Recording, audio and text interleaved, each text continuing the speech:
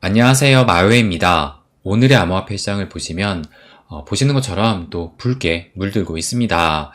그래서 많은 분들이 참 이 시장이 쉽지 않구나라는 것을 또 다시 한번 느끼실 것 같은데요. 그러면 왜 지금 또 이런 하락세가 나오고 있는지 그 새벽 동안의 움직임을 한번 또 살펴보도록 하겠습니다. 그러면 어제 이제 또 버거타임이 시작했을 그 무렵만 하더라도 이제 10만 달러를 좀 다시 이렇게 넘기려는 듯한 움직임이 나오는 것 같았지만, 그런데 보시는 것처럼 어제 새벽 4시 이후죠. 이렇게 또 낙폭을 키우게 되면서 이제는 96.1K까지 또 터치를 한 다음에 현재는 97.7K를 보이고 있는 겁니다. 그러면 왜 이런 낙폭을 좀 키우는 움직임이 나왔느냐? 아무래도 이제 오늘 새벽에 이 크립토 차르저 데이비드 sak스가 디지털 자산 관련해서 행정부의 계획을 발표하는 이 기자회견을 했었는데, 그래서 뭐라고 했었느냐? 이것을 좀 보시게 되면 이 크립토 차르인 데이비드 sak스가 금융자산은 결국은 디지털화 될 것이다. 그래서 주도권을 넘기지 않을 것이다. 라는 골자의 이 기자회견을 하면서 스테이블 코인은 수조 달러 규모의 미국 국채 수요를 창출할 가능성도 지녔다. 라는 말을 했지만, 그런데 이제 가장 중요했던 것이 이제 시장이 기대했던 규제의 명확화나 친가상자산 정책이 제시되지 않으면서 가상자산 가치가 일제히 하락세를 보였다. 그러니까 한마디로 말해서 확실한 한 방에 그 무언가가 없었다. 그래서 이것을 지금 이유로 해가지고 실망 매물이 좀 속출하면서 이렇게 가격이 좀 밀렸다고 볼 수가 있는 겁니다. 그래서 지금 간밤에 이 기자회견을 두고선 너무 원론적인 이야기만 했다. 그래서 기대에 충족하지 않았다라는 이야기가 나오고 있는데요. 그런데 제 개인적인 좀 관점으로 봤을 때는 뭐 다소 기대에 못 미칠 수는 있지만 그렇다고 아주 이 실망스러운 기자회견만은 아니었다. 저는 이렇게 또 평가를 하고 있습니다. 그러면 조금 더 구체적으로 그 내용이 무엇이었는지 살펴보면 여기 보시면 이제 데이비드 sak스가 지난 몇 년 동안 많은 창업자들과 이야기를 나누면서 그들이 가장 필요로 하는 것은 명확한 규제였다라고 하면서 지난 4년 동안 암호화폐 기업들은 임의적인 기소와 탄압을 받아왔다. 그러면서 SEC는 창업자들에게 명확한 가이드라인을 제공하지 않은 채 기소를 남발을 했다. 이렇게 얘기를 한 것입니다. 그러면서 또 중요한 말을 했던 것이 금융자산은 결국 디지털화 될 것이며 이는 과거 아날로그 산업이 디지털화된 흐름과 같다. 이렇게 얘기를 한 것입니다. 그러니까 이것으로 봤을 때 이 암호화폐라는 하나의 시장을 이 시대적인 흐름으로 명확히 인식하고 있다는 것이고, 그리고 또 여길 보시게 되면 혁신이 국내에 머물러야 소비자 보호 측면에서도 유리하다라는 것을 봤을 때 확실히 진짜 미국은 좀 빠르다. 그러니까 혁신의 나라는 미국을 따라올 나라가 없다는 것을 이 부분에서도 느낄 수가 있었습니다. 이 혁신이 미국에서 가장 크게 지금 일어나고 있기 때문에 지금 보시는 것처럼 전 세계 시총의 그 최상위권을 거의 이 미국의 빅테크가 차지하고 있는 거잖아요. 그래서 제가 예전부터 줄곧 말씀을 드렸던 것이 이 암호화폐 시장이 크게 성장을 하려면 결국에는 미국 손 안에서 커야지 가장 큰 성장을 이루게 된다. 이 부분을 강조드렸던 겁니다. 그래서 이 암호화폐 시장도 미국 안에서 가장 큰 혁신을 이루겠다라는 것을 다시 한번 좀 확인시켜줬고, 그리고 이것뿐만 아니라 이것도 좀 보시게 되면 비트코인 준비금 타당성도 연구 중이다.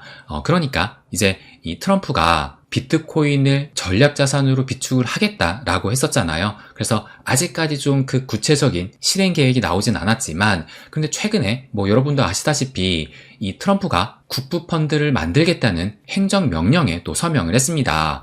그렇다면 왜 이 국부펀드를 만들었을까 생각을 해본다라면 이 국부펀드 안에서 이제 전략자산을 포트폴리오에 넣겠죠. 근데 그 중에 하나를 이 비트코인을 넣기 위해서, 그러니까 공약으로 내걸었던 이 비트코인 전략 자산을 구체적인 실행 방안을 수행하기 위해서 이 국부펀드를 만들지 않았을까, 이런 합리적인 추측을 할 수 있다는 겁니다.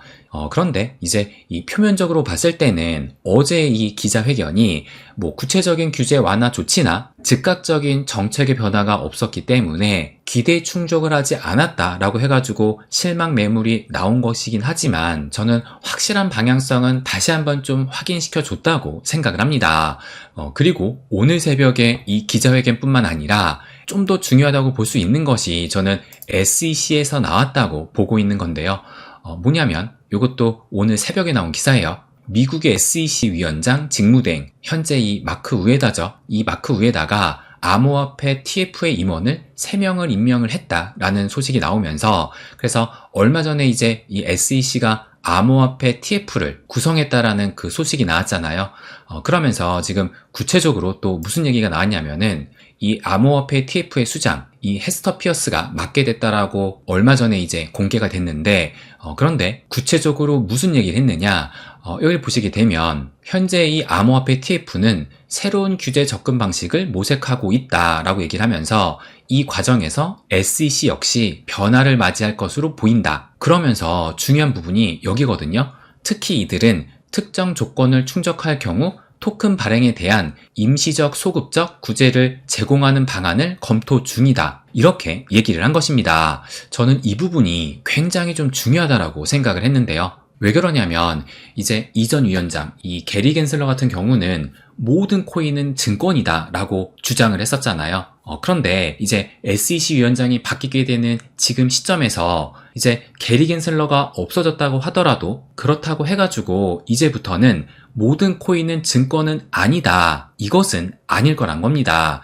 그렇기 때문에 명확한 이 증권 여부를 가리는 가이드라인을 만들고 있는 것이고 그런데 설사 그 가이드라인을 부합하지 않는다 하더라도 임시적으로 또 소급적으로 구제를 해주겠다 이렇게 발표를 한 거예요. 그래서 특정 조건을 충족하는 경우 구제를 해주겠다라고 하는 건데 그래서 그 특정 조건이 무엇이냐 지정된 정보 제공 및 업데이트 그리고 자산 매매 관련해서 사기 혐의 발생 시 SEC가 관할을 하는데 이의를 제기하지 않겠다. 이런 동의도 포함을 하면서 이 특정 조건을 충족을 해주면 설사 이 증권 여부에 걸린다 하더라도 이미 발행된 이 알트코인에게는 임시적 소급적으로 구제를 해주겠다. 이렇게 얘기를 한 것입니다. 그래서 이렇게 하려면은 가장 중요한 것이 요거겠죠. 요것도 오늘 새벽에 나온 기사거든요. 그래서 보시는 것처럼 미국의 SEC 암호화폐 TF가 토큰 증권 여부를 분류하는 것을 최우선 작업으로 진행을 하겠다고 발표를 한 것입니다. 그래서 여길 보시게 되면 거래소 상장 상품에 따른 승인 혹은 거부를 명확히 하겠다라는 이런 기준을 만든다는 거예요. 그래서 지금 이것을 종합적으로 살펴봤을 때 이 얘기는 또 무엇을 의미하느냐 우리가 심심치 않게 들었던 얘기 중에 하나가 뭐냐면 이제 이 99%의 알트코인은 사라지게 될 것이다. 그래서 뭐 대규모 상패가 일어나게 될 것이다.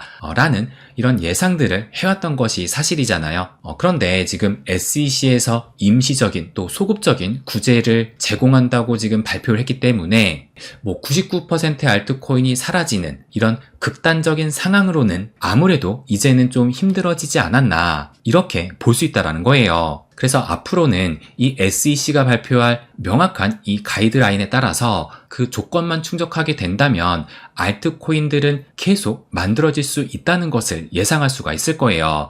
그러니까 뭐 주식시장만 본다 하더라도 뭐 빅테크의 대형주만 있는 것이 아니잖아요. 뭐 중소형주, 잡주도 존재를 하면서 뭐 이런 중소형주, 잡주 같은 경우는 엄청난 이 등락폭을 보이기 때문에 마찬가지로 이 암호화폐 시장도 어느 정도의 이 상장 요건 그리고 이런 발행 조건만 충족을 하게 된다면 충분히 이 알트코인도 성장이 되면서 또 명확한 이 가이드라인이 만들어지기 때문에 아직까지 뭐 기업 입장에서 이 코인들을 만들지는 않고 있었잖아요.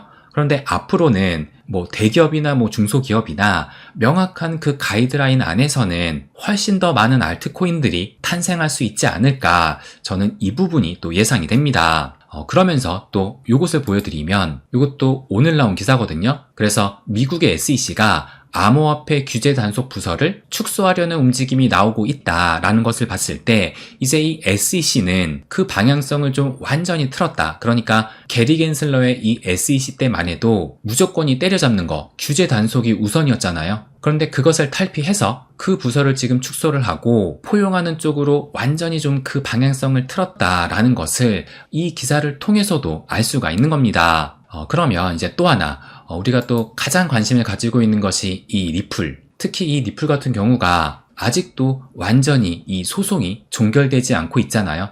그런데 얼마 전이었어요. SEC의 홈페이지에서 리플의 민사소송 관련 기록이 삭제가 됐다라는 이런 소식이 또 전해지기도 했는데, 그런데 곧바로 이 기록이 삭제됐다 하더라도 소송 종료의 의미는 아니다, 이런 기사가 또 나오기도 했습니다. 그렇다면 우리가 생각을 해봐야 될 것이 SEC가 왜 리플한테 이 소송을 걸게 됐느냐, 이것을 생각을 해볼 때 이유는 단 한 가지였어요. 이 리플은 증권이다 라고 해서 소송을 걸었던 것이고, 그리고 항소를 했던 이유도 이제 법원에서는 2차 시장에서 거래한 것도 증권이 아니다 라고 했는데, SEC 입장에서는 2차 시장에서 거래한 것은 증권이다 라고 하면서 어떻게 보면 반기를 들면서 항소를 했던 것이잖아요. 그런데 지금 이 트럼프 정권이 들어서게 되면서 계속 이 SEC는 자기 반성적인 말을 하고 있고, 그리고 앞으로는 이 증권 여부를 또 확실히 하겠다, 그러면서 이제는 심지어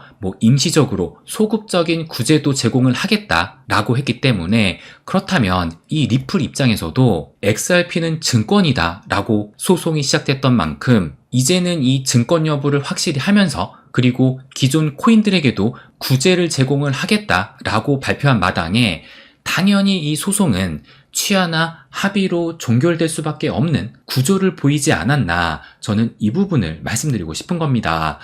그렇기 때문에 이제 이 리플의 소송은 시간 문제일 뿐이지 항소가 이어질 가능성은 완전히 사라지게 됐다고 볼 수 있다는 거예요. 그래서 새벽 동안에 전해진 기자회견, SEC의 발표만 본다 하더라도 결국엔 이 실망 매물이 좀 나오긴 했지만 결코 실망할 소식이 전해진 것은 아니다라고 생각이 들고, 일단 무엇보다 암호화폐 시장의 그 방향성은 명확해졌다고 생각이 들어요.